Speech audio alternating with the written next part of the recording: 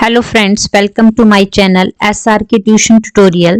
Today we will discuss about the topic rest, motion and their types. जैसा कि screen के ऊपर आप देख ही रहे हो, आज हम डिस्कस करेंगे रेस्ट, मोशन और उसके टाइप्स के बारे में। तो स्टार्ट करते हैं हम। जैसा कि आप स्क्रीन के ऊपर देख ही रहे हो, तो आज हम कौन कौन से टॉपिक कवर करेंगे, उनमें फर्स्ट करेंगे हम रेस्ट एंड मोशन के बारे में। पहले आपको बताऊंगी मैं रेस्ट होता क्या है, फिर उसके बाद मैं आपको मोशन की डेफिनेशन बताऊंगी, मोशन क्या होता है, ठीक है, और उसको एग्जांपल्स के साथ बताऊंगी। नेक्स्ट है टाइप्स ऑफ मोशन। अब मोशन कितने तरह की होती है वो भी आपको बताऊंगी, और डिस्टेंस एंड डिस्प्लेसमेंट ये भी आपको बताऊंगी कि डिस्टेंस क्या होता है, डिस्प्लेसमेंट क्या होती है, स्पीड और वेलोसिटी के बारे में, ठीक है। और ये बहुत ही ज्यादा इंपॉर्टेंट है, जो भी 9th और 10th के बच्चे हैं, फिजिक्स होती है उनको सब्जेक्ट, उनके लिए बहुत इंपॉर्टेंट है। सारे के सारे बेसिक्स हैं जो मैं क्लियर करवा रही हूँ अपनी वीडियो में, ठीक है।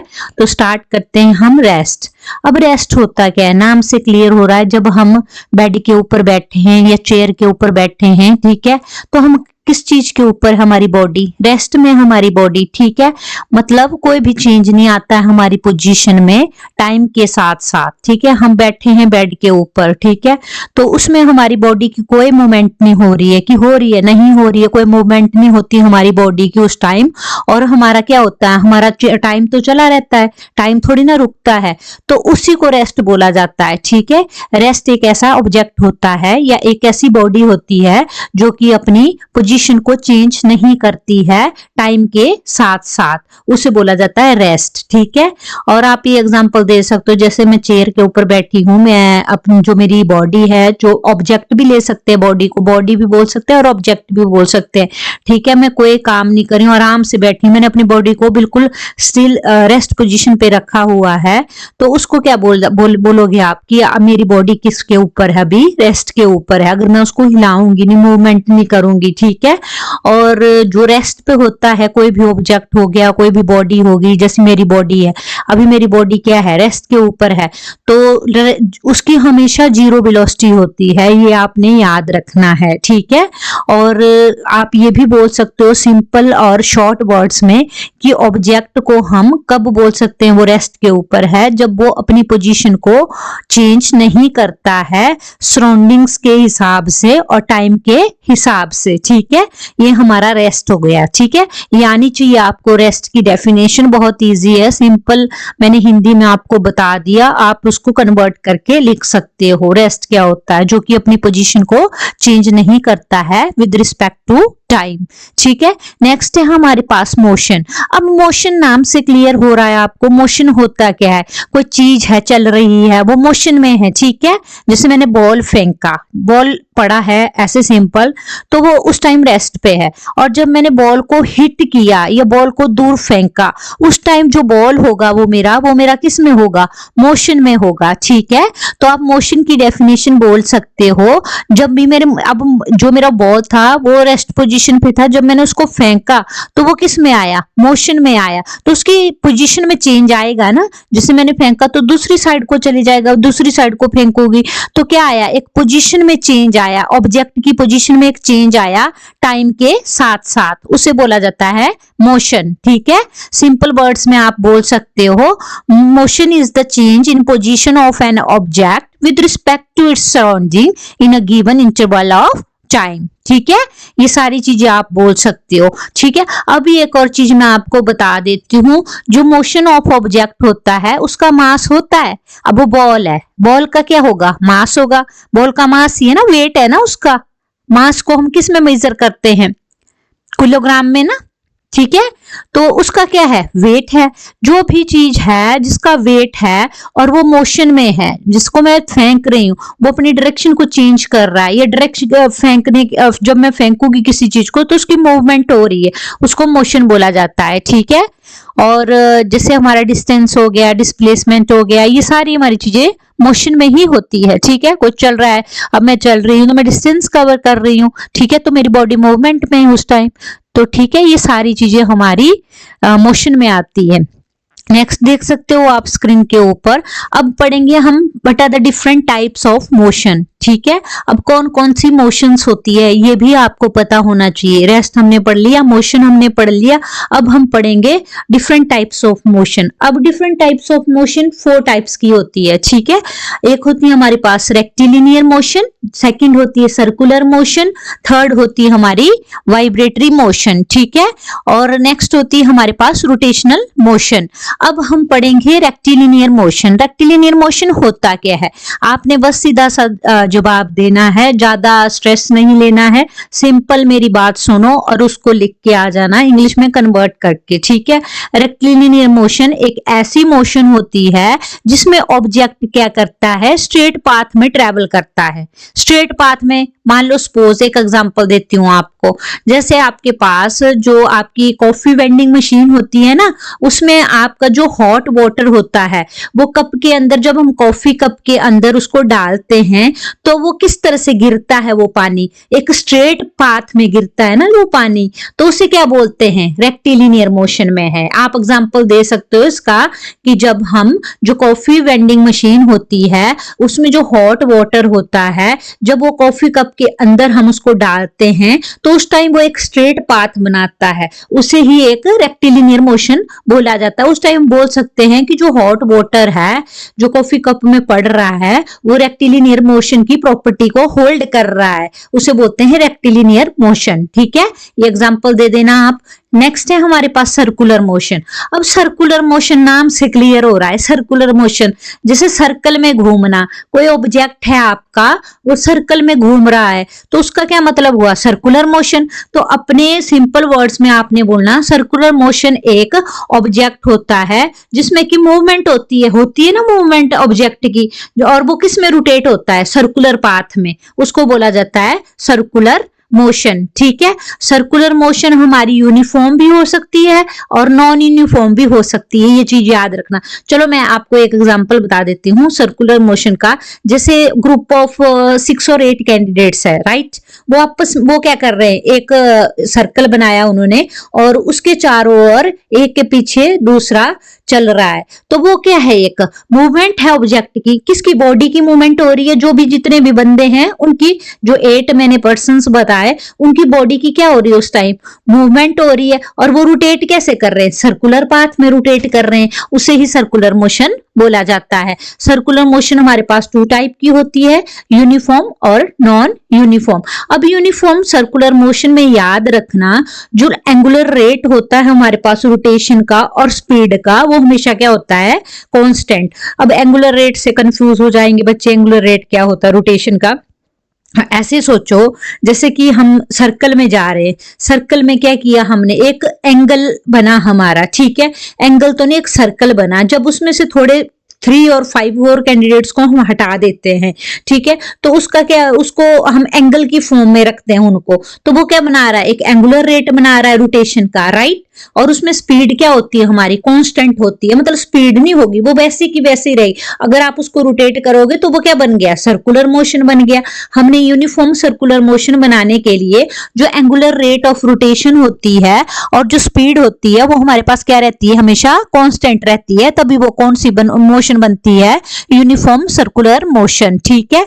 और नॉन यूनिफॉर्म सर्कुलर मोशन होता है, उसमें क्या हो जाता है, रेट ऑफ रोटेशन होती है वो चेंज होती रहती है। जो हमारे पास एंगुलर रेट ऑफ रोटेशन और स्पीड कांस्टेंट रहती है सर्कुलर मोशन में, और नॉन यूनिफॉर्म सर्कुलर मोशन में हमारे पास रेट ऑफ रोटेशन होती है हमारे पास और स्पीड होती है वो चेंज होती रहती है, उल्टा होता है, ठीक है। सो समझ आ गया। अब नेक्स्ट है वाइब्रेटरी मोशन। अब वाइब्रेटरी मोशन होता क्या है, वाइब्रेटरी मोशन बहुत इजी है, ऑसिलेटरी मोशन भी बोला जाता है, इसे याद रखना, वाइब्रेटरी मोशन को ऑसिलेटरी मोशन भी बोला जाता है। और इसे कब बोला जाता है वाइब्रेटरी मोशन, जब हमारी जो बॉडी होती है या हमारा कोई बॉडी का जो पार्ट होता है वो टू एंड फ्रो करता है फिक्स्ड पॉइंट के ऊपर, जिसे कि हम मीन पोजीशन बोलते हैं, उसे बोला जाता है वाइब्रेटरी मोशन। अब मैं आपको एग्जाम्पल बताती हूँ बहुत अच्छा।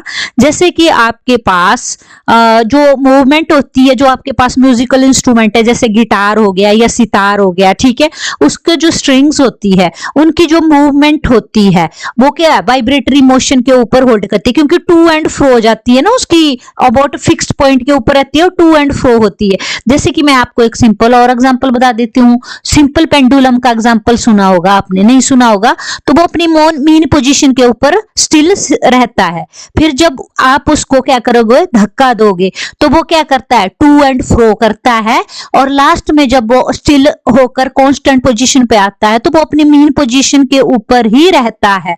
वो टू एंड फ्रो होने के बाद उसका टारगेट है, उसने अपनी मीन पोजीशन फिक्स्ड, जिसको फिक्स्ड पॉइंट बोला जाता है, उसके ऊपर ही रिटर्न पे आना है। तो उससे वाइब्रेटरी मोशन का एग्जांपल दे देना। जैसे गिटार बजाया आपने, उससे क्या हुई, वाइब्रेशन हुई नहीं हुई। वाइब्रेटरी मोशन क्या है, जो साउंड प्रोड्यूस करता है। साउंड क्या प्रोड्यूस किया, पेंडुलम। अब आप बोलोगे पेंडुलम तो साउंड प्रोड्यूस नहीं करता, बट पेंडुलम का टू एंड फ्रो होता है। हमारे पास बॉडी क्या करती है, उसकी मूव टू एंड फ्रो करती है, इधर से उधर, उधर से इधर, लेफ्ट से राइट, राइट से लेफ्ट, और स्टिल कहाँ हो जाती है, मीन पोजीशन के ऊपर स्टिल कांस्टेंट रहती है वो, ठीक है। तो आप उसमें पेंडुलम, सिंपल पेंडुलम का एग्जांपल भी दे सकते हो, और गिटार और सितार का एग्जांपल दे सकते हो कि ये हमारी वाइब्रेटरी मोशन होती है जो कि साउंड प्रोड्यूस करते हैं। गिटार बजाते हो ना आप, तो उस टाइम हमारी कितनी ज्यादा वाइब्रेट होती है, जब आप उसको प्रेस करते हो स्ट्रिंग्स को तो साउंड प्रोड्यूस होती है ना, तो ये वाइब्रेटरी मोशन भी प्रोड्यूस होती है, उस टाइम वाइब्रेटरी साउंड होती है प्रोड्यूस, ठीक है, उसी को वाइब्रेटरी मोशन बोला जाता है, ठीक है, समझ आया। अब नेक्स्ट है हमारे पास फोर्थ, रोटेशनल मोशन। अब देखो रोटेशनल मोशन बहुत इंपॉर्टेंट है, +1 वाले बच्चों को आता है, ये रोटेशनल मोशन वाला सेपरेट चैप्टर है, ठीक है। अभी छोटे बच्चे हैं तो छोटे बच्चों को बस रेस्ट होता है motion, types of motion learn करने, ठीक है। रोटेशनल मोशन हमारी बताती है ऑब्जेक्ट की मोशन को। जो ऑब्जेक्ट की मोशन होती है वो क्या होती है, सर्कुलर पाथ में होती है। रोटेशन मतलब रोटेट करना, आपको पता ही है। जो हमारी अर्थ क्या है, अर्थ रिवॉल्व अराउंड द सन, ठीक है, इन अ फिक्स्ड ऑर्बिट। जैसे एग्जांपल दे सकते हो, जो हमारी पृथ्वी है वो सन के चारों ओर क्या करती है, घूमती है, ठीक है। तो इसी तरह से आप एग्जांपल दे सकते हो। और जो dynamics for rotational motion are completely, उसके लीनियर ट्रांसलेशनल डायनामिक्स होते हैं हमारे पास रोटेशनल मोशन में। इतना ज्यादा याद रखने की जरूरत नहीं, सिंपल याद रखो। रोटेशनल मोशन हमारे पास मोशन ऑफ एन ऑब्जेक्ट होती है जो कि सर्कुलर पाथ में ट्रेवल करती है, मतलब घूमती है, रोटेट करती है, इतना सा बोल देना आपने, ठीक है। और इसकी बहुत सारी हमारे पास इक्वेशंस हैं रोटेटिंग ऑब्जेक्ट के ऊपर, और जो कुछ हमारे पास लीनियर मोशन की इक्वेशंस है वो सारी की सारी रोटेशनल मोशन में आती है, वो हम अभी डिटेल में नहीं पढ़ेंगे, ठीक है। अभी हम सिर्फ टाइप्स पढ़ रहे, तो इतना सा याद रखना आप, ठीक है। नेक्स्ट है हमारे पास, नेक्स्ट टॉपिक है ये डिस्टेंस, ठीक है, सेपरेट टॉपिक है। अब नाम से क्लियर हो रहा है, डिस्टेंस का मतलब क्या होता है, दूरी, कितनी दूरी तय की आपने। जैसे मैं अपने घर से जा रही हूँ अपने स्कूल के लिए, तो मैंने अपने घर से स्कूल को जा रही हूँ, तो मैंने अपने घर से स्कूल तक कितनी दूरी तय की, कितना डिस्टेंस तय किया, ठीक है। तो जितनी भी मूवमेंट मेरी बॉडी की हुई बिना किसी डायरेक्शन के, ठीक है, दैट इज कॉल्ड डिस्टेंस। समझ आया। Distance is the total movement of an object without any regard to direction, that is called distance. आप ये भी ऐसे भी कर सकते हो डिस्टेंस को डिफाइन कि how much ground an object has covered despite it's starting और एंडिंग पॉइंट, ठीक है। ये चीजें याद रखनी है आपने। फिर आपको पास है फॉर्मूला होना चाहिए डिस्टेंस का, आपको पता, छोटे बच्चे हो तो उसके हिसाब से आपको पता होना चाहिए डिस्टेंस का फॉर्मूला क्या होता है। आगे आपके पास डायमेंशनल फॉर्मूलाज आएंगे, अगर आपको नॉर्मल वाले फॉर्मूलाज आएंगे तभी आप डायमेंशनल फॉर्मूला फाइंड कर पाओगे, अदरवाइज आप नहीं कर पाओगे। तो बेसिक पता होना जरूरी है। ऐसे ही मैं आपको डायमेंशनल फॉर्मूला बताऊंगी किस तरह से हम निकालते हैं डायमेंशनल फॉर्मूला। अभी मैं सिंपल आपको डेफिनेशंस वगैरह के बारे में बता रही हूँ। तो इसमें आप देख सकते हो हमारा जो डिस्टेंस का फॉर्मूला होता है वो आपने याद रखना है, speed multiply by time, to calculate the distance travel. आप सिंपल इतना सा याद रख लेना, speed multiply by time. Distance का फॉर्मूला ये होता है हमारे पास। नेक्स्ट है हमारे पास डिस्प्लेसमेंट। अब डिस्टेंस का भाई ही है डिस्प्लेसमेंट भी, ठीक है। और इसमें क्या होता है हमारे पास, इसमें जो भी चेंज आता है ऑब्जेक्ट की पोजीशन में, उसको क्या कर देते हैं हम, हाईलाइट कर देते हैं, उसको डिफाइन करते हैं मेनली, ठीक है। तो आप बोल सकते हैं displacement is defined as the change in position of an object. अब जब चेंज होगी पोजीशन तो हमारे पास ऑब्वियस सी बात है वो वेक्टर क्वांटिटी है। डिस्प्लेसमेंट क्या है हमारी, वेक्टर क्वांटिटी है। वेक्टर क्वांटिटी क्या होता है, जिसमें डायरेक्शन भी होती है और मैग्नीट्यूड भी होता है। और डिस्टेंस क्या है हमारे पास, डिस्टेंस हमारे पास स्केलर क्वांटिटी है। स्केलर क्वांटिटी क्या होती है, those quantity which have magnitude but does not any direction, that is called scalar quantity. So we can say that displacement is a vector quantity because it has magnitude as well as directions, ठीक है। और जब भी आपने vector quantity को represent करना तो आप बोल सकते हो इसको एरो से रिप्रेजेंट करते हैं हम, ठीक है। It is represented as an arrow that points from the starting position to the final position, ठीक है। और इसका एग्जांपल आप दे सकते हो, जैसे कोई ऑब्जेक्ट है वो ए पोजीशन से जा रहा है बी पोजीशन पे, ठीक है। तो ऑब्जेक्ट की क्या हो रही है, पोजीशन चेंज हो रही है, दैट इज कॉल्ड डिस्प्लेसमेंट, ठीक है। मैं घर जा रही हूँ, घर से मैं क्या कर रही हूँ, मैं अपने घर से स्कूल जा रही हूँ, मतलब मेरा जो घर से जा रही हूँ मैं ए पॉइंट है और स्कूल पे जा रही हूँ वो बी पॉइंट है। तो घर से स्कूल जाने के लिए मेरी क्या हो रही है, पोजीशन चेंज हो रही है, तो दैट इज कॉल्ड डिस्प्लेसमेंट, ठीक है। अब फॉर्मूला ऑफ डिस्प्लेसमेंट, जैसे मैंने आपको डिस्टेंस का फॉर्मूला बताया वैसे ही मैं आपको डिस्प्लेसमेंट का फॉर्मूला बता रही हूँ। आपने हमेशा याद रखना डिस्प्लेसमेंट का फॉर्मूला होता है final position minus initial position, ठीक है। फाइनल पोजीशन और इनिशियल पोजीशन का मतलब होता है स्टार्टिंग पोजीशन, ठीक है। फाइनल का मतलब एंडिंग पोजीशन, लास्ट पोजीशन, ठीक है। सिंपल लैंग्वेज में बता रही हूँ। फाइनल पोजीशन का मतलब होता है लास्ट पोजीशन, इनिशियल पोजीशन का मतलब होता है स्टार्टिंग पोजीशन, ठीक है।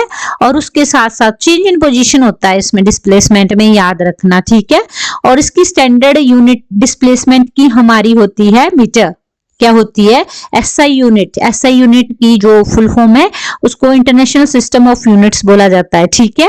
और इसको रिप्रेजेंट करते हैं, आपसे हर एक चीज के लिए पूछेंगे डिस्टेंस की क्या है, डिस्प्लेसमेंट की एसआई यूनिट क्या है। तो डिस्प्लेसमेंट की एसआई यूनिट हमारी मीटर होती है, ठीक है। ये आपको पता होना चाहिए। नेक्स्ट है हमारे पास स्पीड।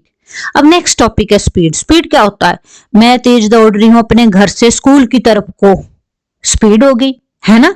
स्पीड क्या होता है, डिस्टेंस को बताता है टाइम के हिसाब से, ठीक है। मैं कितने टाइम में पहुंची वहां पे स्कूल में जाके। मेरे साथ 2 बच्चे हैं तो वो भी मेरे साथ दौड़े, मैं 5 मिनट लगाती हूँ, वो 10 मिनट लगाते हैं, तो उसमें क्या कंपैरिजन हुआ, हमारे पास टाइम का कंपैरिजन भी हुआ ना डिस्टेंस के साथ साथ। तो आप बोल सकते हो speed is the distance travelled per unit of time, ठीक है। कि इसमें बताते हैं, स्पीड में बताते हैं कि जो हमारा ऑब्जेक्ट होता है वो कितना तेज चलता है, कितना तेज है object, that is called speed. यही होता है ना स्पीड, किसी ऑब्जेक्ट की स्पीड को मेजर करना। कोई ऑब्जेक्ट है कितना फास्ट दौड़ रहा है, कोई बॉडी है कितनी फास्ट दौड़ रही है, दैट इज कॉल्ड स्पीड। अब स्पीड क्या होता है हमारे पास, स्पीड हमारी एक स्केलर क्वांटिटी होती है, ऑलरेडी आपको बता दिया। इसमें हमारे पास मैग्नीट्यूड होता है बट डायरेक्शन नहीं होती है, ठीक है। और इसकी एसआई यूनिट की बात की जाए तो स्पीड की एसआई यूनिट हमारी मीटर पर सेकंड होती है, ठीक है। और इसका फॉर्मूला ऑफ स्पीड भी आपको पता होना चाहिए, डिस्टेंस अपॉन टाइम हो जाता है, ठीक है। ये आपने याद रखने हैं, ये इंपॉर्टेंट थिंग्स हैं आपकी स्पीड से रिलेटेड। स्पीड हमारी क्या होती है ये याद रखना, स्केलर क्वांटिटी होती है। स्केलर क्वांटिटी के पास मैग्नीट्यूड होता है बट डायरेक्शन नहीं होती है। और जो एसआई यूनिट होती है स्पीड की वो मीटर पर सेकंड होता है, ठीक है, पर सेकंड लग जाता है, ठीक है। और स्पीड की जो फॉर्मूला है वो है speed is equal to distance upon time, ठीक है। ये आपको पता होना चाहिए। अब टाइप्स ऑफ स्पीड कितने तरह की होती है, what are the different types of speed आपने बोलना है। There are 4 types of speed. कौन कौन सी स्पीड होती है, जैसा कि आप स्क्रीन के ऊपर भी देख रहे हो और हिंदी में बता रही हूँ ताकि आपको इजी से समझ आ जाए, ठीक है। फर्स्ट होती है हमारे पास यूनिफॉर्म स्पीड, सेकंड है वेरिएबल स्पीड, थर्ड है एवरेज स्पीड एंड फोर्थ है इंस्टेंटेनियस स्पीड, ठीक है। अब ये सारी की सारी चीजें आपकी होगी स्पीड की। और स्पीड की एक और चीज बता देती हूँ, स्पीड की और यूनिट्स, जैसे मैंने आपको बताया स्पीड की यूनिट क्या होती है, सही यूनिट मीटर्स पर सेकंड, किलोमीटर पर आवर में भी कर सकते हैं हम उसको, और सारे आवर्स में आपने जैसे किलोमीटर पर आवर किया वैसे ही मीटर पर सेकंड में आप इसको क्या कर सकते हो, मेजर कर सकते हो टाइप्स ऑफ स्पीड को, ठीक है। अब मैं टाइप्स ऑफ स्पीड पढ़ा रही हूँ आपको, यूनिफॉर्म स्पीड के बारे में बताऊंगी। यूनिफॉर्म स्पीड होता क्या है, ठीक है। जब आपका ऑब्जेक्ट इक्वल डिस्टेंस कवर करता है इक्वल टाइम इंटरवल में, ठीक है, इक्वल टाइम इंटरवल में इक्वल डिस्टेंस कवर करे उसे बोला जाता है यूनिफॉर्म स्पीड, ठीक है।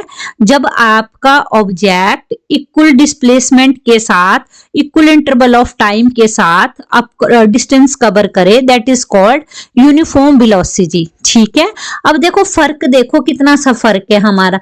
जब आपको यूनिफॉर्म स्पीड बोलेंगे तब आपने सिंपल बोलना है, जब कोई ऑब्जेक्ट इक्वल डिस्टेंस कवर करता है इक्वल टाइम इंटरवल में, ठीक है, equal distance equal time interval में कवर करता है कोई ऑब्जेक्ट, उसको बोलते हैं यूनिफॉर्म स्पीड।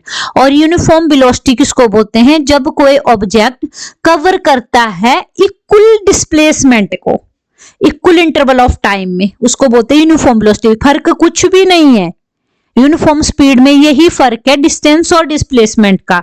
हमारे पास यूनिफॉर्म स्पीड में डिस्टेंस ले लेते हैं और हमारे पास यूनिफॉर्म वेलोसिटी में डिस्प्लेसमेंट ले लेते हैं। जब हम कवर करते हैं इक्वल डिस्टेंस तो इक्वल डिस्टेंस लेंगे तो यूनिफॉर्म स्पीड होगी, और अगर हम इक्वल डिस्प्लेसमेंट लेंगे तो यूनिफॉर्म वेलोसिटी होगी। इधर से पता लगा लेना, ठीक है। और आपने फॉर्मूला पता ही है आपको, यूनिफॉर्म स्पीड को अगर आपने मेजर करना हो तो आप बोल सकते हैं डिस्टेंस ट्रेवल्ड टाइम ट्रेवल्ड, ठीक है। जितना डिस्टेंस ट्रेवल किया according to same time travel के, ठीक है, अकॉर्डिंग सेम टाइम इंटरवल के अकॉर्डिंग, ठीक है, वो हो गया हमारा यूनिफॉर्म स्पीड। अब क्लियर हो गया, यूनिफॉर्म स्पीड और यूनिफॉर्म वेलोसिटी के बारे में आपको पूछेंगे तो बता देना, ठीक है। नेक्स्ट है हमारे पास वेरिएबल स्पीड। नाम से क्लियर हो रहा है कि हमारे पास चेंज आता है, स्पीड में क्या आता है, चेंज, ठीक है, उसे वेरिएबल स्पीड बोल देते हैं। अब वेरिएबल स्पीड के बारे में जब भी आपसे पूछा जाए तो आपने बोलना, जब कोई ऑब्जेक्ट कवर करता है डिफरेंट डिस्टेंसेस को इक्वल इंटरवल ऑफ टाइम में, डिफरेंट डिस्टेंस कवर करता है, उसे वेरिएबल स्पीड बोला जाता है। जैसे कि एग्जांपल बता देती हूँ, मान लो मैं ना कार ड्राइव कर रही हूँ, ठीक है, तो ड्राइवर क्या करेगा, जैसे मैं हूं तो मैं ड्राइवर हूं, मैं क्या करूंगी, ट्रेवल करूंगी distance, but speed same speed के साथ थोड़ा ना मैं ट्रेवल कर सकती डिस्टेंस, मैं तो गियर चेंज करूंगी, स्पीड चेंज करूंगी, गियर चेंज करूंगी तो ऑब्वियस सी बात है स्पीड चेंज होगी।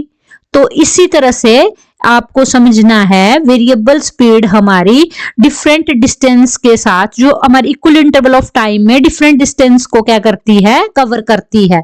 जैसे मैं कार चला रही हूँ तो मैं उसमें कार में ड्राइवर हूँ, मैं ड्राइव कर रही हूँ तो मैं डिस्टेंस को तो ट्रेवल कर रही हूँ, बट सेम स्पीड के साथ थोड़ी ना मैं ड्राइविंग करूंगी, चेंज तो करनी पड़ेगी मुझे स्पीड, ठीक है।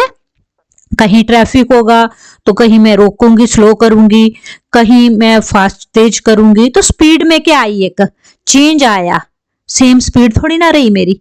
तो यही होता है जिसमें सेम स्पीड नहीं होती है बट उसमें हम डिस्टेंस को ट्रेवल करते हैं, that is called variable speed, ठीक है।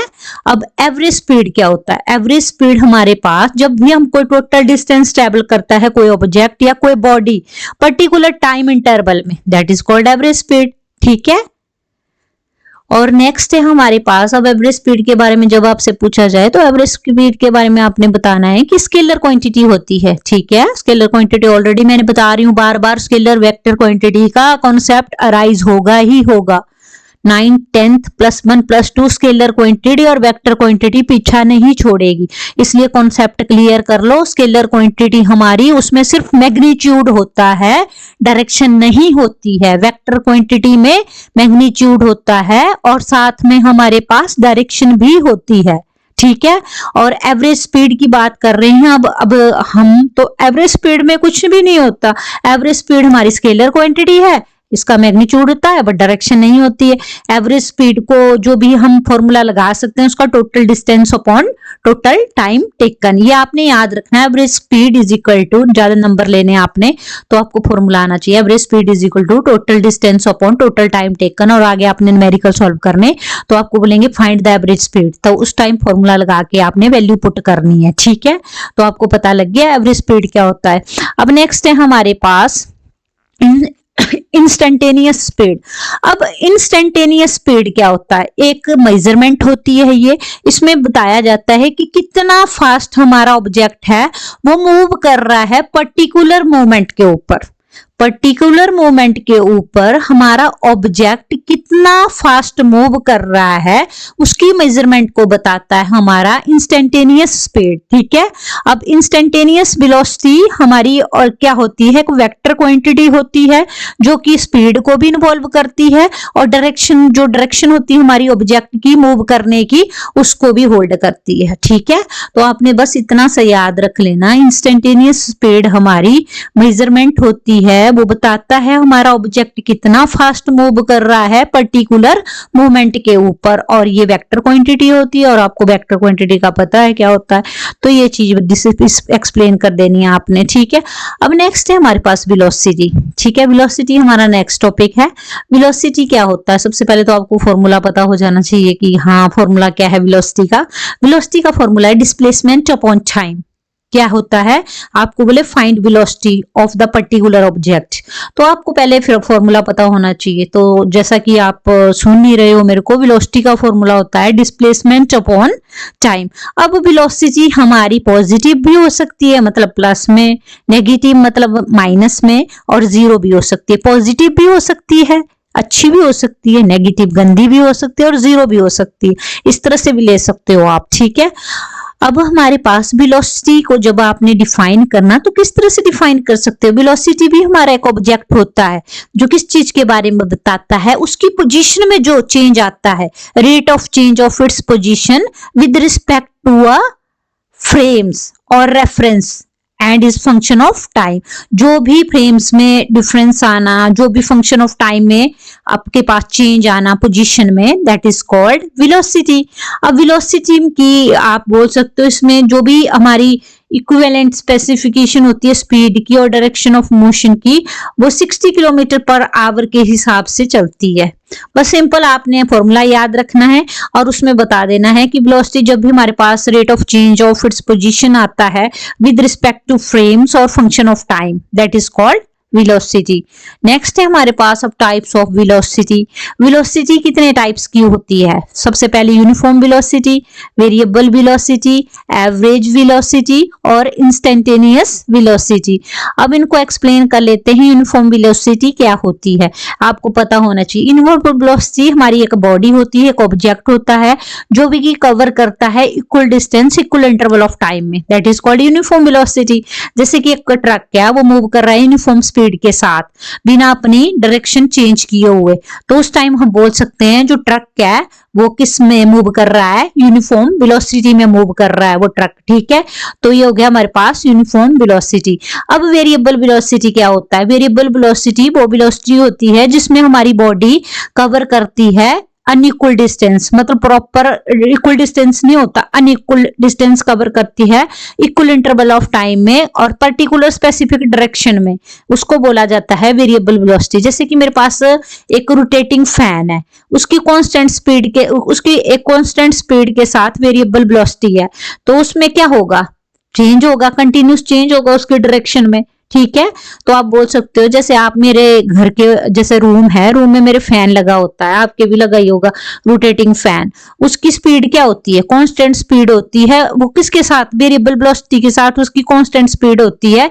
क्यों होती है, क्योंकि उसकी डायरेक्शन में चेंज आता रहता है, कंटिन्यूस चेंज होता है उसकी डायरेक्शन में, इस वजह से रोटेटिंग फैन होता है, उसकी कांस्टेंट स्पीड होती है वेरिएबल वेलोसिटी के साथ साथ। ठीक है, ये चीज आपने याद रखनी है। नेक्स्ट है एवरेज वेलोसिटी।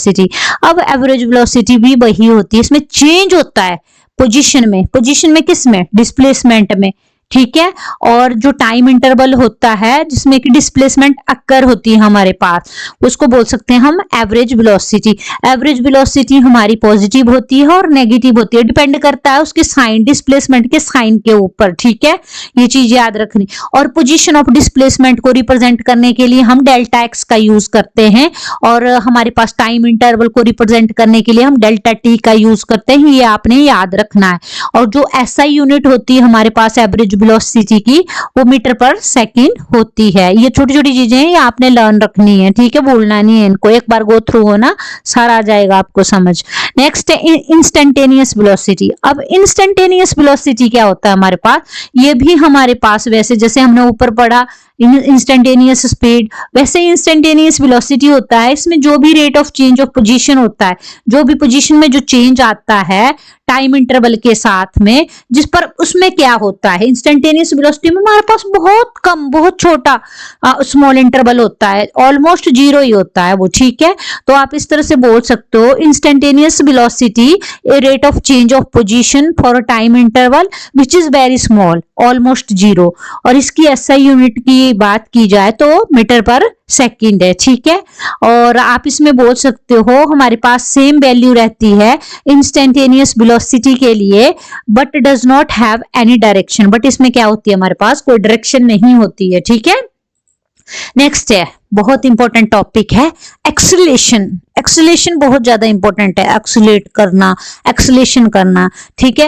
एक्सीलेट करते हैं ना हम जब किसी भी चीज को अपने फोर्सफुली वो करना, आगे को करना, तो आपको एक्सीलेट करना पड़ता है। किसी चीज को मतलब धक्का देना, एक्सीलेट करना उसको, ठीक है। In the sense common words में बोल रही हूँ, ठीक है। जब भी एक्सीलरेशन की बात आती है तो उसकी वेलोसिटी में चेंज आना आता है ना, rate of change of velocity with time, time के साथ उसकी वेलोसिटी में चेंज आना, ठीक है। चाहे वो स्पीड की बात से हो या डायरेक्शन की बात से हो, स्पीड की के बेसिस पे हो या डायरेक्शन की बेसिस पे हो, जो भी वेलोसिटी में चेंज आता है टाइम के साथ साथ, दैट इज कॉल्ड एक्सीलरेशन।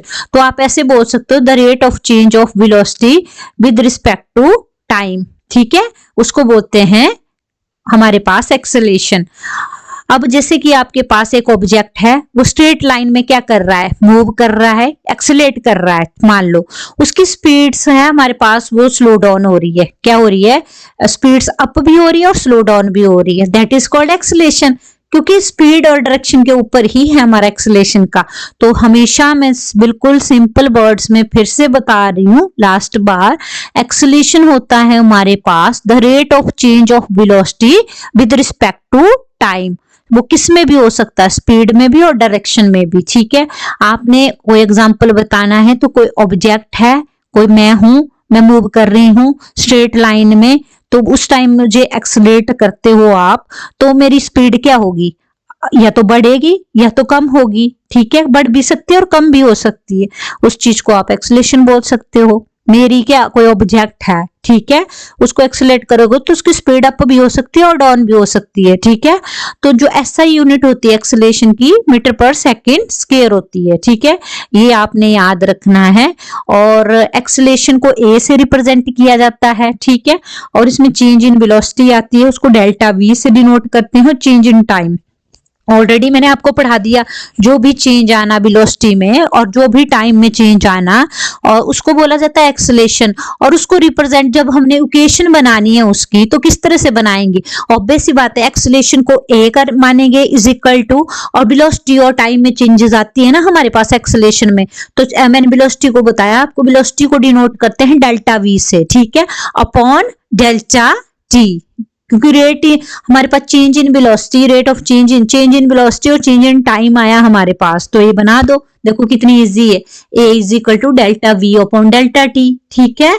और ये कितनी जो भी हमारी वेलोसिटी चेंज होती है मीटर पर सेकंड स्क्वायर के हिसाब से, उसके बारे में हमें बताती है, ठीक है। और ये जो जिसको कैलकुलेट करके जो हमारे पास इक्वेशन आई, इसके थ्रू हम जो भी हमारे पास rate of change of velocity आता है, उसका जो भी आंसर आएगा उसके थ्रू हमें पता चल जाएगा कि कितना rate of change of velocity हुआ, ठीक है। अब एक्सीलरेशन वेक्टर क्वांटिटी है जो कि मैग्नीट्यूड को भी होल्ड करता है और डायरेक्शन को भी होल्ड करता है, ठीक है। इसी तरह टाइप्स ऑफ एक्सेलेरेशन है, ठीक है। फर्स्ट है हमारे पास यूनिफॉर्म एक्सेलेरेशन, सेकंड है नॉन यूनिफॉर्म एक्सेलेरेशन और एवरेज एक्सेलेरेशन। अब यूनिफॉर्म एक्सेलेरेशन क्या होता है ये आपको पता होनी चाहिए चीज। जब हमारा ऑब्जेक्ट क्या है, ट्रैवल करता है स्ट्रेट लाइन में। किस में ट्रैवल करता है हमारा ऑब्जेक्ट? स्ट्रेट लाइन में। उस टाइम जो इंक्रीज होता है वेलोसिटी में, जो इंक्रीज आता है, मतलब वेलोसिटी में जो एक इंक्रीजिंग वे आता है इक्वल इंटरवल ऑफ टाइम में, that is called uniform acceleration, ठीक है। जैसे free falling of an object, एक फ्री फॉलिंग ऑब्जेक्ट है, वो किसका एग्जांपल है? यूनिफॉर्म एक्सेलेरेशन का। ऑलरेडी मैंने आपको बता दिया है, आपने एक्सेलेरेशन में बताना होगा यूनिफॉर्म एक्सेलेरेशन का एग्जांपल। तो फ्री फॉलिंग बॉडी होती है हमारे पास, जो फ्रीली फॉल होती है बॉडी, वो यूनिफॉर्म एक्सेलेरेशन में का एग्जांपल दे सकते हो आप उसमें, ठीक है। और फिर उसके बाद है हमारे पास यूनिफॉर्म एक्सेलेरेशन के बाद नेक्स्ट टाइप है हमारे पास। इसमें एक और चीज याद रख लेना आप, यूनिफॉर्म एक्सेलेरेशन में ना, जो हमारे पास जब भी हमने कोई भी लोकेशन या कोई भी ऑब्जेक्ट मूव करता है यूनिफॉर्म एक्सेलेरेशन के थ्रू, तो हमारे पास 2 इक्वेशंस डिराइव की जाती है और 2 इक्वेशंस गिवन होती है। आपने हमेशा याद रखना, जब भी हमारे पास कोई ऑब्जेक्ट मूव कर रहा है यूनिफॉर्म एक्सेलेरेशन में, तो हमारे पास 2 इक्वेशंस आती है। एक होती है v is equal to u plus a t, ये आपने आगे जाके बड़ी क्लास में सॉल्व भी करना है इसको। और दूसरी होती है s is equal to u t plus half a t, ठीक है। ये आपने याद रखनी है, बाद में मैंने आपको डिराइव करके बता दूंगी। ये सारी की सारी 3 इक्वेशंस होती है आपके पास टोटल, ये ठीक है। बट यूनिफॉर्म एक्सेलेरेशन के अंडर ये दोनों आती है, v is equal to u plus a t, और स्पीड के लिए वेलोसिटी के लिए है, ठीक है। ये स्पीड के लिए you t plus half a T square, confuse मत होना। v से वेलोसिटी और s से स्पीड, और u प्लस ए टी और you t plus 1/2 A t, ठीक है, या हाफ एटी बोल सकते हो आप इसको। और नेक्स्ट है हमारे पास नॉन यूनिफॉर्म एक्सेलेरेशन। अब नॉन यूनिफॉर्म एक्सेलेरेशन, इसमें rate of change of velocity होती है, वो चेंज नहीं होती है, that does not remain constant with time. Time के साथ वो कांस्टेंट नहीं रहती है, ठीक है, क्योंकि टाइम के साथ वो कांस्टेंट रहेगी, वो नहीं रहती है। That does not remain constant with the time. आप बोल सकते हो इसमें जो वेलोसिटी होती है ऑब्जेक्ट की, वो चेंज होती है डिफरेंट रेट्स के साथ, different through out it's motion, ठीक है। जब इसकी मोशन के साथ साथ जो वेलोसिटी ऑफ ऑब्जेक्ट है उसमें क्या आता है? चेंज आता है, ठीक है। ये चीज आपने नॉन यूनिफॉर्म एक्सेलेरेशन में बोलनी है। फिर उसके बाद एवरेज एक्सेलेरेशन के बारे में हमारा थर्ड टाइप।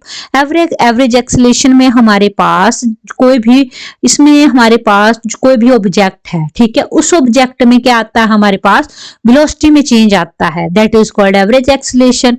आप बोल सकते हो सिंपल वर्ड्स में, average acceleration refers to the rate at which the velocity changes, ठीक है। We divide the change in velocity by an elapsed time to find out the average acceleration for anything. Simple आपने बताना है, average acceleration refers to the rate, rate को बताती है किसके? जब हमारे पास वेलोसिटी चेंज होती है उस टाइम किस चीज के बारे में बताती है? उसकी वैल्यू के बारे में बताती है, उसके रेट के बारे में बताती है, ठीक है। आप जैसे मान लो आपके पास कोई बॉल है, ठीक है, उसकी जो वेलोसिटी है वो इंक्रीज होती है 0 से लेके 60 सेंटीमीटर पर सेकंड के हिसाब से 3 सेकंड्स में। तो जो उसकी एवरेज एक्सेलेरेशन होगी बॉल की, वो कितनी होगी? ऑब्वियस सी बात है 20 सेंटीमीटर पर सेकंड होगी, ठीक है। कैसे? 60/3 कर दोगे, ठीक है, और 3 1 जा 3, 3 2 जा 6 और 0, तो कितनी आई हमारे पास? 20 सेंटीमीटर पर सेकंड, ठीक है, ये आई हमारे पास। तो जब भी आपने एवरेज एक्सेलेरेशन निकालनी है, तो जो भी आपके पास वेलोसिटी दी होगी और जो वेलोसिटी इंक्रीज करेगी आपकी, वो लेनी है आपने, और जो टाइम दिया है डिवाइडेड बाय टाइम करना है, और इस तरह से आपकी एवरेज एक्सेलेरेशन निकल जाएगी, ठीक है। तो जब भी पेपर में पूछा जाए एवरेज एक्सेलेरेशन, तो आपने सिंपल बोलना है, average acceleration refers to the rate at which the velocity changes. और ये एग्जांपल दे देना जो कि मैंने आपको दिया हुआ है इसमें एवरेज एक्सेलेरेशन के कंटेंट में, ठीक है। अगर आपको मेरी वीडियो अच्छी लगी हो तो kindly like, share and subscribe जरूर करना। Thanks for watching my channel.